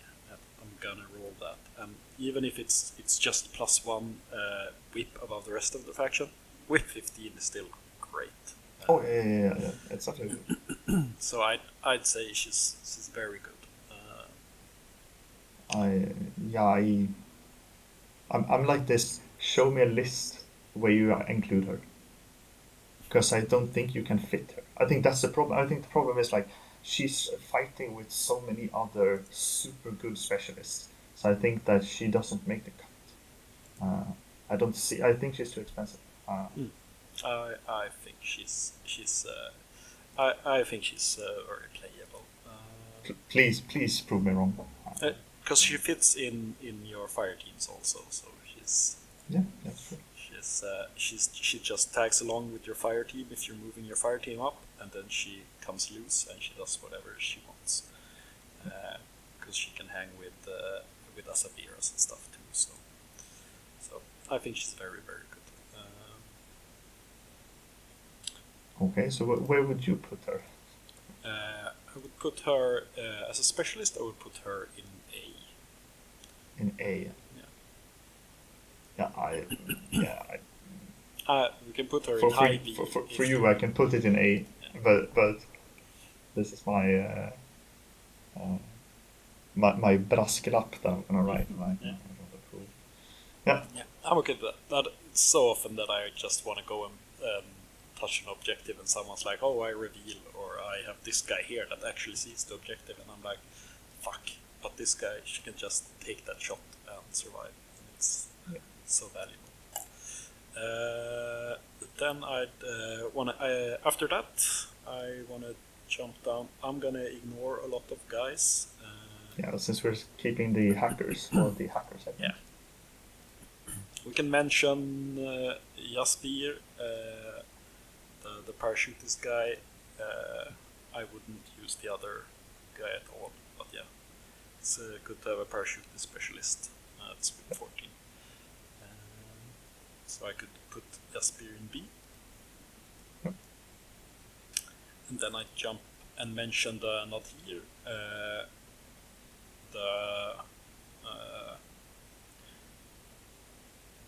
The Nadir is a forward observer, so like any of the versions that you play with it can also do objectives. And once again, the mine layer AP marksman rifle, it's defensive, it can be aggressive, and it can do objectives. I think it's worth mentioning. And as you mentioned, like you probably not taken this as for the specialist, but it's good to have it as a backup. Yeah, you should know it that it is, because it's very easy to look like, oh, that's a bunch of rules. I'm gonna play it this way, but you can actually do everything. That's really cool. I mentioned a lot when we talk that I wish I could have mine layer specialists in Ariadna, because those are like two of the strongest skills in my head.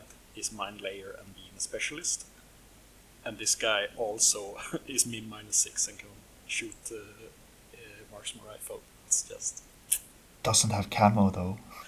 I don't need camo when I am min 6 and can shoot. And then I'll jump down to Ragiks, and I'd say they are. And this is for the same reason we're talking about them, because you have the combat jump and you're jumping in. So these are actually hacking. They should be, because their specialist is a hacker. So. Yes. Wait, you never saw them? Never saw them. Invisible. I jumped down to the Asavira, Doctor. I've heard people play a lot, actually.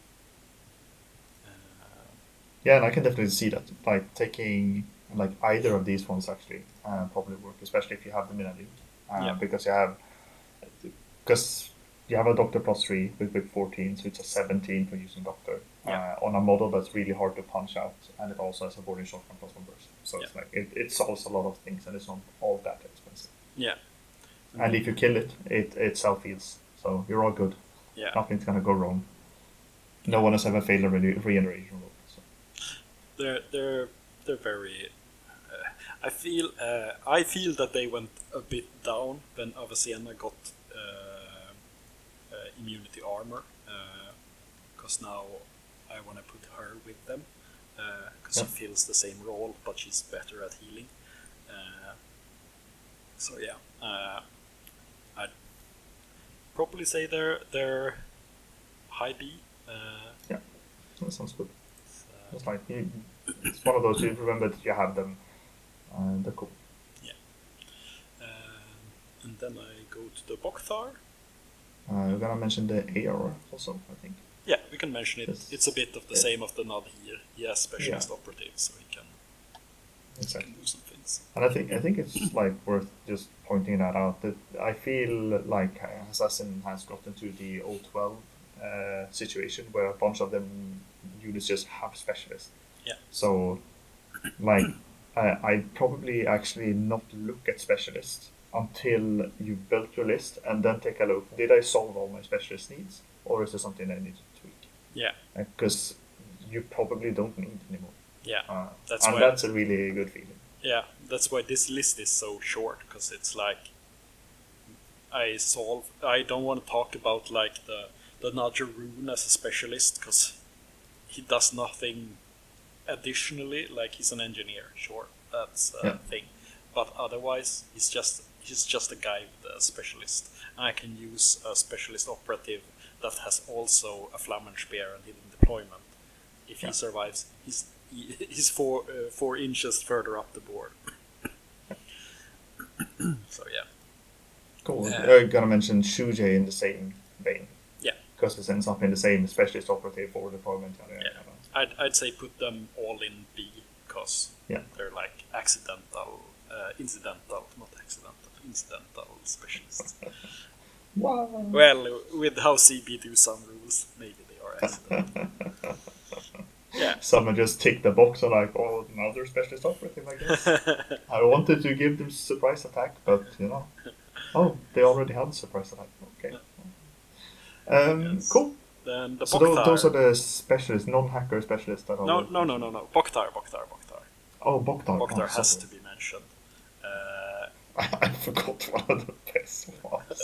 Yeah, because this is high A, bordering on S, because So just to reiterate, that we're looking at the paramedic ones. Yeah. And since you have the super jump jet propulsions, it's super quick. And you can actually, the paramedic ones. Yeah. So you can either have it with a viral rifle or a boarding shotgun. Yeah, and you can have your paramedic also be your lieutenant, because this guy wants to use his lieutenant order to do things. Because this faction only has the Gulam smoke grenade launcher NCO, so I usually play my lieutenant as a piece that does things, because you really want him to do things, because you want to use that order. And it's so the Bokthar paramedic lieutenant, that's a 3-order fighter specialist lieutenant guy. What do you think, A or S?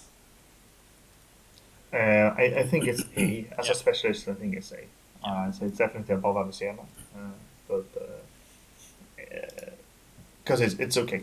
I mean, its main job is not doing that; it's just like a bonus. But it's a very good bonus for that model. Yeah, and it's so good. It has all the good. Yeah. Imagine if it was a killer hacker instead. Yeah, and lastly, the Firesun. He's your midfield specialist camo guy. Right. With 14. He's good. Yeah, because then you have the infiltration, so you can be right next to the objective. Yeah, I'd put him high A. It's mostly if you fit him or not. We're gonna talk more about him in the lieutenant part later. Yeah, but those were the specialists. Cool. Now we go to hacking. Hacking. We start with the humble Gulam. This is a 16-point half-a-week hacker with ordinary hacking device, and he has whip 14. And whip 14 is nice on a hacker. It's for sure. Yeah, and that's all I have to say about him. Put him in B. Yeah. He's stock standard, but he's Hassassin. It's funny. It's funny how a 16.14 whip hacker is just a B. Yeah, That says something about where we're going with. Yeah, that's because the next profile we're going to talk about is the Hassassin Barids. And these guys, they smoked crack when they made these guys. He is like a Gulam, he has whip 14, but he also has PTS 3, and he costs 16 points, or half a swick for a regular hacking device. Or he costs 14 points for a killer hacking device that has an upgrade with Trinity -3. So he gets +3 on his Trinity to his whip, and the enemy gets -3 to their on their whip when he trinities instead. And all of the profiles have pictures. Yes, all of the profiles have pictures, but the two first ones are the ones you're gonna use.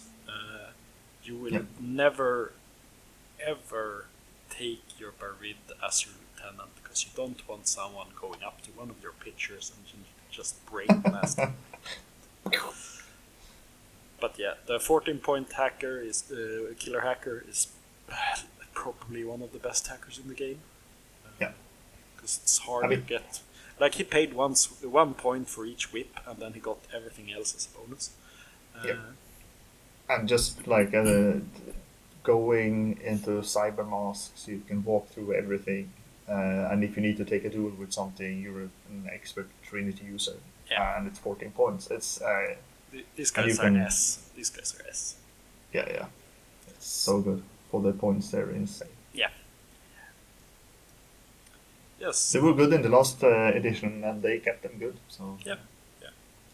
And then we're gonna talk about Layla Sharif. Yes. For she has two very interesting things. She has a killer hacking device with upgrade, carbonite, and firewall -3. So she gives firewall to herself, and she has carbonite, which means she can react to people who are not hackers. And this is very important because she has combat instinct, which means she ignores stealth. So now you can't stealth past the pictures. Yeah, that's why she's here. But it's the combination having combat instinct to ignore stealth, because it's just she who ignores stealth. Yep. But she has carbonite, so she can carbonite the Hawaii guys. And as soon as they react to that, then all your other hackers can get in on that. She's just, if you're playing hacking net hack, play her. Because combat instinct in your hacking net is priceless. I think also, like, because if you look at it, you're probably getting 2 Barids anyway. Yeah. So you're gonna throw pictures with the Barids, and then you have her as an extra hacker, and then all of a sudden you might have 3 killer hackers. Yeah. So if your opponent moves into your repeater network, you have triple Trinity versus them. Yeah. And if they're trying to fight Layla Sharif, they have -3 for the firewall. If they're trying to fight the Barid, they have -3 for the firewall to the repeaters and -3 for the Trinity. Yeah. So it's regardless of what, like, well, you're fucked. Yeah. She's very good. So they really fight like uphill battles, very, very good. Yeah.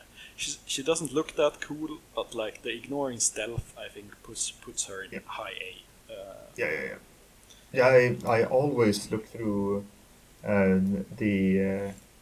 all the hackers and see, like, can I get combat instinct or can I get Sixth Sense on them? Yeah. Just in order to ignore stealth, because it's such a powerful thing. And that mainly comes from my experience, like how do I play when I face hackers? And I use my stealth models to sneak past the repeaters, and all of a sudden I have counterplay to my own strategies. Yeah. And I tell everyone about the counterplay to my own strategies. Yeah. So I don't know where to go from here, but it's gonna be fine. Yeah. And then it's the Govads who are next. These are just C, I'd say. They have hacking device or hacking device, killer hacking device. Yeah, the only thing they got going for them, they have also the combat instinct, and they have warhorse, so you can't isolate them. Yeah. So they're very resilient to hackers. But yes. But I don't think, like, you could have like them in a fire team duo if you want that standing arrow with the missile launcher, so they get the burst bonus, and then they can also fill a function in the other slot. Like it's if you're running out of bodies in your list, but you have points, you can do that. So where do you want these ones? B? B, lowest of B. Yeah, lowest of the B. Yeah. Yeah, because I'd pay less for Layla Sharif, and Layla Sharif can also. She has a shock marksman rifle, so she can also fight if you have lost everything else. Yeah. Cool. Yes. Regics then. Regics. These are high A, probably.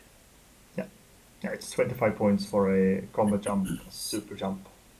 Hacker. Yeah, and he has whip 15, and that's great. And carbonite PS6. Yeah, and he has dogged, so if he can take a random Trinity hit and keep on going, being dogged, and do the things he needs to do. I want to mention the Fanusas and the Camille, as they are repeaters. So you have, and you're gonna have these guys anyway, so you have a repeater net in your deployment zone from start.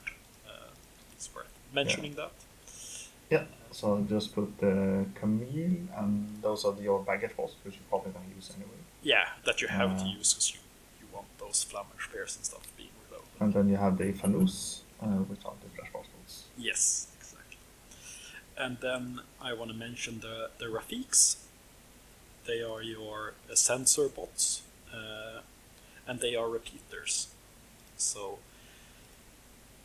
I usually want to have Rafiks because they have the sensor bot, and sensor is very good in this edition.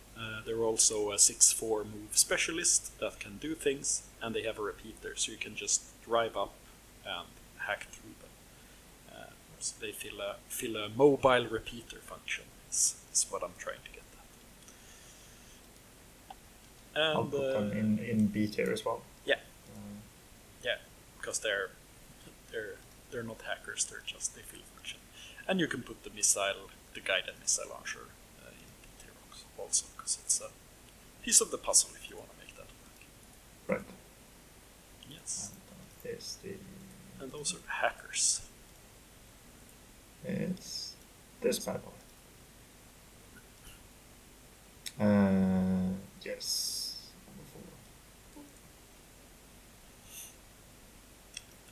Yes, lieutenants then. Then we start with a humble Gulam again, and these guys are. If you're point starved and you're not gonna use one of the aggressive lieutenants, the Gulam is a 14-point lieutenant, no, an 11-point lieutenant, or a 15-point, and you get an extra command token.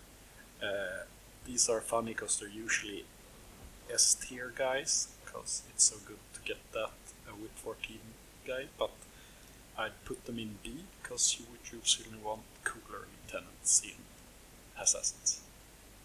Well, I'd say the +1 command token with Speedball edition and everything. I'd say that these are definitely B tier. Or A tier. I mean, I don't think you can put them in B, since they're so cheap. But you don't have any NCOs, so your lieutenant order is dead. No, but you have chain of command, so sure you're skipping the order, but since you want to use your command token for doing stuff anyway. So. Yeah, I don't believe I would play them like that. And you have NCO if you play the Gulam grenade launcher. Don't Yeah, maybe. Okay, I'm fine with it. I'll put it in B. Yeah, I like in anything else. I would be like, I'm with you. The Gulams are super, but since you don't have any NCO to use it, and you really want to use your orders, because you have a lot of irregular orders, and you probably have some hidden deployment stuff, so you're pretty order starved. So that lieutenant order is really high value. Yeah. So I put them in B. And then we're gonna go to a D, and that's the Barids, Yeah, and we mentioned these during the hacking section, but this is mainly like if you go this one, you pay half a SWIC to have a lieutenant that's all sort of hackable. You And pay if you take the forward a whole observe one, SWIC. It costs one SWIC to. yeah, but you upgrade it from Yeah, the yeah, ordinary yeah. one to an entire SWIC. Yeah. Or you take the forward observer one, but then it's like, why? What's the purpose of it? Like you rather pay 2 points and have a killer hacker instead, and then you take the Gulam. Because you really want it to be what's the O12 guy, the forward observer lieutenant. Oh, the Raven. Yeah, you want it to be. No, put this in D. These guys are trash lieutenants. Yes. If you have Barids, use the hacker ones. Yeah. And then the Mujibs are the next ones. Yep. These are also strange. Like they're also an entire SWIC. Sure, they have grenade launcher and smoke grenade launcher, but why? Yeah, you have more reliable smoke, I would say, with guys. Right. The normal grenade smoke grenade launcher is also an entire SWIC. Yeah, that makes sense. Yeah, I would. I don't like these. Then we'll put them in C. Yeah, put them in C. Then we have Yar Haddad. Yes, Yar Haddad. I'd put her in C too. Yeah. Like it's if you really have some wonky strategy with the strategic deployment that you want to use, but yeah, she has the same problem as I talked with the Gulams. The lieutenant order is such high value. I wouldn't put it on her. Yes. Yeah. And then we have the Asawira. Yes, these guys. We talked about them. They're solid. That means you want to use your lieutenant order. So go for it. Yeah, the only downside, I mean, I'm gonna take this in an entire loop, but like the downside that I see with them is like as soon as you have a heavy infantry as your lieutenant, you have to be aware about you can get isolated. Yeah. And these ones are kind of close range and they don't have super jump, so you actually have to move them where you want them afterwards. Yeah. So if we were looking at the from like you would probably have these ones in a link, which means that you can't use your lieutenant order without breaking the link anyway. So I think the niche cases and the drawback of having your lieutenant as an HI actually is kind of relevant with Asawira. I think the Asawira is a bit like when we talked about the Unknown Ranger in Ariadna. Like he will probably start out in a link, but he will break away from that link because the link it's only +1 SD that he cares about. And yeah, but +1 SD is +1 SD. That's. Yeah, but they are. I can show you all of the maths. Yeah. It's really strong. I buy that, but he's 6'2", so he's gonna run away from them, and he's gonna wanna do stuff, and he still has BTS 9, so he's harder to hack. So and that was what we were gonna get at. Like the other side of the coin is like the BTS 9 is kind of hard to hack in. Yeah. But it's still like I'd be reluctant to have him as a lieutenant. I'm saying that when I look at the different ones we have, I'm currently thinking of like I want to push the Gulam up because I don't think that the other ones are that good. I would almost, if I play an Asavira, I would have him as my lieutenant because I have a good chain of command. So I want to use his order to get him in to do stuff, and then I don't care if he loses it. Is how I would play it. I would say it's an Asavira lieutenant is probably an A in my book. Okay, I think he's a B. I think it's. I can agree having him above Gulam, but I don't think he's an A. I think it's an okay. I wouldn't say like this is one of the stable foundations. I can see it from your perspective like an order in effectiveness, but then you're still paying like 40 points for your lieutenant, and you then need a chain of command because you know that you're going to lose your lieutenant, probably on turn 1 or 2, and then you pay for those chain of command as well. So and especially since you don't have that cheap chain of command either, and those points you also want to use on something else. I'm sorry. You're so pampered being as well. A 24 points chain of command is a cheap chain of command in the rest of the world. Yes, yeah, sure. It's not like it's super expensive. What I mean is what you're really doing compared to taking a Gulam for 11 points Yeah. and then have 50 points to do something else with. Yeah. Where you can put stronger attack pieces and you can do other stuff. But you forget that your chain of command, he is a midfield specialist, so he can do things. He wants to do things. You want to have a midfield specialist, so he can be your chain of command, and he's only 2 points more expensive than your forward observer for that. So so it's not a tax; it's a 2-point tax because you want a midfield specialist, and you want an aggressive lieutenant, so you want an Asavira lieutenant. In that. Yeah, I'm still not sold. In my book, this is I wouldn't be surprised if you picked it, but I would probably advise against it. That's my. No, why? I don't. But it's put it in B. Like, I'm okay with it because I get the chain of command perspective, but I would have the chain of command then with the Gulam, and then I have 20 or 30 points to do something else. And even if the Asavira were to get isolated, that doesn't mean that my chain of command triggers. Because if I want to use the chain of command as a specialist, that means that it gets exposed in the midfield, which means that it's easy to kill.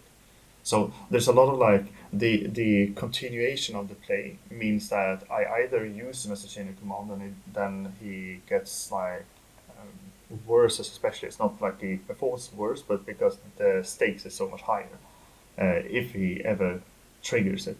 So having him as a chain of command as the defense for your Asavira, and you know that you're sacrificing your Asavira or your lieutenant because you put it on Asavira because you're gonna have it aggressively. And then you have your chain of command, which you want to use as a specialist, then you like forfeit that specialist choice, and that's my take on it. So for me, when it comes to the what I see is like the trade-off of having the Gulam is you lose one order. That's the trade-off because you can use the lieutenant order on your Asavira. That's the trade-off regarding having the unlieutenant Asavira. The problem with the Gulam, like there are 3 things I wanna mention. Then I'm gonna let it go. The Gulam takes up a spot, and Hassasins have the same thing as Hack. The spots are important because you have sheet pieces that fills up your spots. So he takes up too much space, in my opinion. You probably won't lose your Asavira because he's really hard to kill, even when he is frenzied, and you still don't have to throw him away. You can still move him back and place him somewhere where he's safe. And it's still a very hard piece to kill. Especially if you move him into your half of the table and tuck him into a nook, and you have all your defensive stuff that covers him. And thirdly, the Hassassin chain of command is a midfield specialist that you usually want. When you use him, it's going to be late game to touch objectives because he's going to do the I take your objectives just before we score stuff. So it's pretty safe for a long time. Because if I want to take objectives early, then it's usually I want to destroy objectives. I want to reveal something to get an HVT and move that HVT or kill that HVT or stuff like that. And then I use another thing to do that because I want to save my Hassassin to more important moves because I can do the other stuff with like a Bokthar or stuff like that. But those are my opinions on it. We can put it in B. I'm okay with that. Yeah, cool. Good, fun discussion. Yes. Yes, and then it's the Bokthar, and this is the one I will always use as my lieutenant because I want that order, and he's like the all the arguments I have for the Asavira, but he's better because he's quicker, so he can get to safety very fast. Yeah, and this one I definitely agree with because he has a escape system built in. So, and he can choose his fights better. It's a solid one. Yeah, I'd probably put him in S because it's having an extra order on that piece is incredible. Yeah. And I mean, for this faction, yeah, definitely, comparatively. Yes, and then the last things to mention is the Gulam NCO. Should be mentioned as it's your only NCO. If you really want to do that Gulam thing and you want to use that order, you can use him. You can get smoke. Sometimes it's good to have a smoke grenade launcher. If you have Swick over, if you have points over, if you have the slots over, you can use him. Yeah. And last, the Farsan chain of command. I almost always have him because I always feel like, for me, it's an upgrade on a forward observer, and it's an upgrade that I want because he's just there to push buttons late game, and he does that, and he's also an additional safety net. Yep. And the way I play Hassasins is I have such a good defense network, so if I move a model into my half of the board, I'm pretty sure that model will survive, especially if they're if it can camo and stuff, because your pieces will not survive to move up, discover it, and shoot it, because my defensive stuff will take that down. Yeah. Yeah. Cool. So where do we put the Farsan then? I'll put it in A. Yeah, put him in A. He does a lot of good stuff. Yes. Yes, and those were the lieutenant options. Yes. So then it's gimmicky stuff. Yeah. I think we've alluded to it somewhat, but the amount of like hidden deployment stuff is definitely one. Yeah, for me, there's 3 gimmicky ways to play this. You have the hidden deployment. You can have so much hidden deployment stuff, and it's so fun to watch your opponent just run into Flammenspeer and Panzerfaust after Flammenspeer and Panzerfaust. Because you can have, there's just so much you can do with it, but remember, if you do skew towards hidden deploy, sometimes you will have to deploy them in non-hidden if you're going to go first, because you're going to need those orders. Yep. Because it's a very order-hungry faction. Yes, so that's one of them. The other one that I would say is a gimmick is double Sandakbot. That is very gimmicky, probably very fun to reveal and go, ha ha ha ha, what you gonna do now? And if you skew into the Sandakbot, you get a couple of Dailamis too, and you mix those up, and your opponent's gonna have a bad time going. Which mole is this? Because we're gonna play whack-a-mole, and sometimes that mole is filled with dynamite. So they are. It's a really fun thing to do, but it's a lot of points invested in that. But everyone should do it once. You can afford it with a Gulam lieutenant. Yes. Sorry, I'm gonna drop it. And then you can use that Gulam lieutenant as your attack piece and see how far you get. See, that'll be fine. I guess the third thing would be the Fidays. Yes, you can play 2 Fidays and Al Jabel, and that's a really horrible first turn if you go with them for someone. They're gonna lose important things.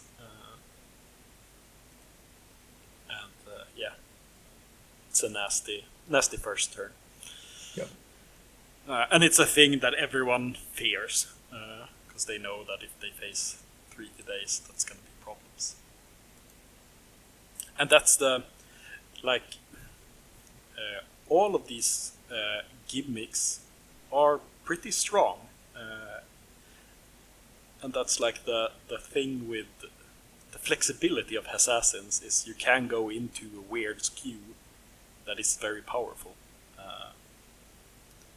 Because, it's not just for the lulz and it will not work, because there's a lot of danger in 3 Fidays. If you get lucky and play well, you can do horrendous things to your opponent. And the same thing with the Sandakbots.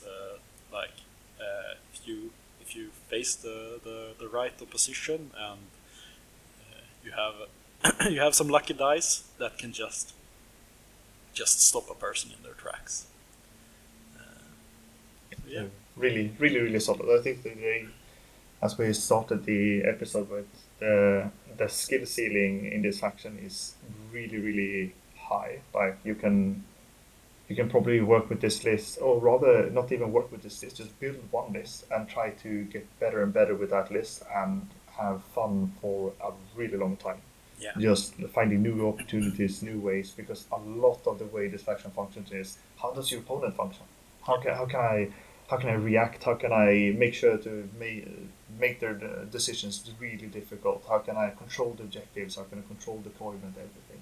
Yeah.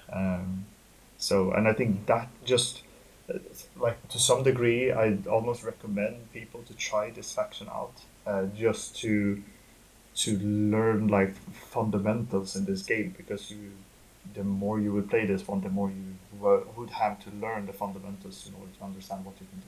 Yeah, I would really say, like, if you've played one faction and you're like, I want to do something else, I would really recommend these guys, because it's a really good second faction. Because when you have a bit of the basics, like, you can have so much fun in this faction.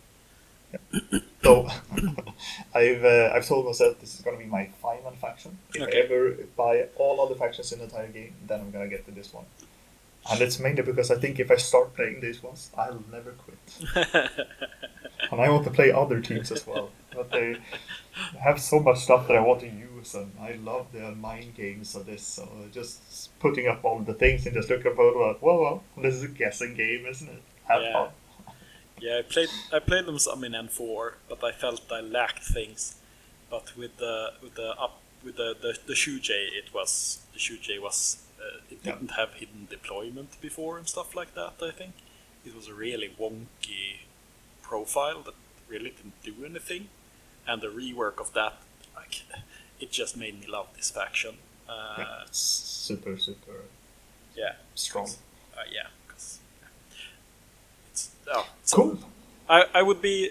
This faction is really scared of MSV3.